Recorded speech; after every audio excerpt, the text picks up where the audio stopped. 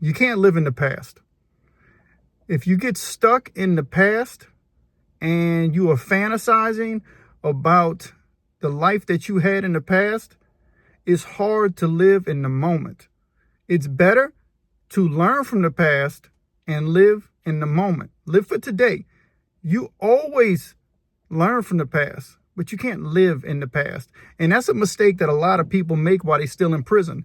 They get in prison and they spend years and sometimes decades in prison reminiscing about the past instead of taking advantage of the moment and doing something to better themselves each and every day while they're incarcerated. And they reach a day to where they're getting released, or they should be released, but they spent too much time dwelling on the past, remembering the old war stories, remembering, being bitter about what people did and didn't do to them. There are a lot of wrongs that are done to us throughout our lives. And if you're watching this, you're human. I think, unless you're a lizard person, that's a topic for another day. But you're human, and you've experienced ups and downs, ebbs and flows. You've been hurt. You've had people hurt your feelings. You've been wronged by people. That's the problem now. A lot of people sit in prison, and they're always worried about who did them wrong, and they never consider who they did wrong. Chances are we've all done somebody wrong. We've all did something we shouldn't have did to somebody. So let me hit you with some reality. You want forgiveness. If only you can get forgiven. If only that person that you're thinking about could just forgive you, you can move on in life. But here's your problem. You don't want to forgive nobody. How are you going to be forgiven if you ain't willing to forgive nobody yourself? That's something to really think about. And a lot of times people walk around with a chip on their shoulder, because they were done wrong. And they always think about what was done wrong to them. But they spend very little time self-reflecting and thinking about what they done wrong to somebody else. I've had to confront my past. I don't live in my past, but I've had to go back and confront my past. I've had to confront some people about some issues so that I can move forward. And what they didn't realize at the time when I was confronting my past is that if they took the time to confront it as well, they would be able to move forward. And sometimes when you go to talk to people about the past to address issues that were done to you that was wrong, they're going to blow up. They're not going to be able to accept it.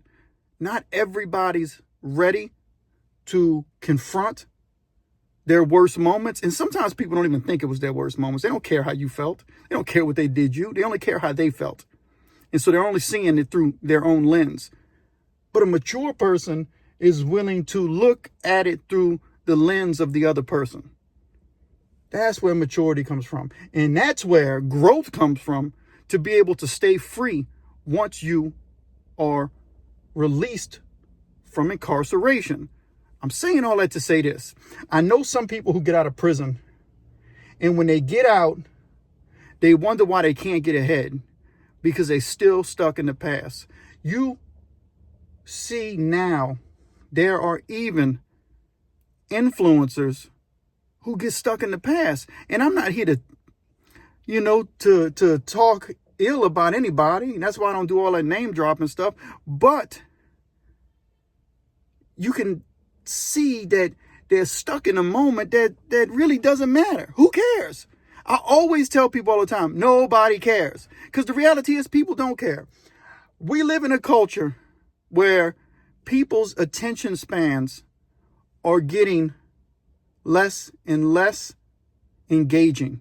They're only able to take in small amounts of information for small amounts of time. And the more controversial the information, I guess the more their brain cells open up and the more interest they show.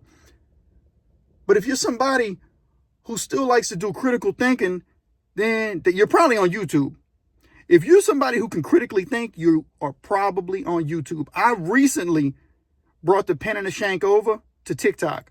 I have never been on TikTok in my life. I heard a lot about it, but I went on and I was watching a lot of videos. There are some cool stuff on there. Listen, I like cat videos. I think the whole world loves cat videos. But beside cat videos, the information that I found on the channel that I thought was worth watching was far in between. There was some. I saw some prison baptisms of inmates changing their lives, and I always think that's worthwhile. But mostly it's people ad-libbing to another song, doing something stupid. And I'm like, this is what got 5 million views? This is it. And if you drop some nuggets of knowledge or some wisdom, you ain't getting nothing. You're going to get something, but it ain't going to be nowhere near as much. The amount of people who want something of substance is shrinking less and less and less, unless they Chinese. See, the Chinese, they train their kids early on. Speak 5 languages because they're preparing for world domination. Meanwhile, in America, we still stuck in the past. You know what I mean? As individuals. Or we got short attention spans. And this is me just sharing my thoughts because I'm thinking, as an ex-convict, a lot of people don't know it, but I've been home from prison now for 20 years. 20 years. It hasn't been easy. And I didn't take no shortcuts to get where I'm at. But my life is better because I walked through a lot of fires. I had to go back and confront my past, but I had to live in the moment and prepare for my future. And that's how I get to the moment that I am in today. I made a lot of mistakes along the way. I made some bad choices along the way. And I had to deal with them. And there were consequences to certain things that I went through. But man, I'm telling you, I know people who's in prison and they still stuck in the 1990s. They haven't moved on. They're still mad and hold grudges against people they was fighting with in the 90s. You're never going to live your best life like that. It's detrimental to yourself if you get stuck in the 1990s, 1980s, or early 2000s.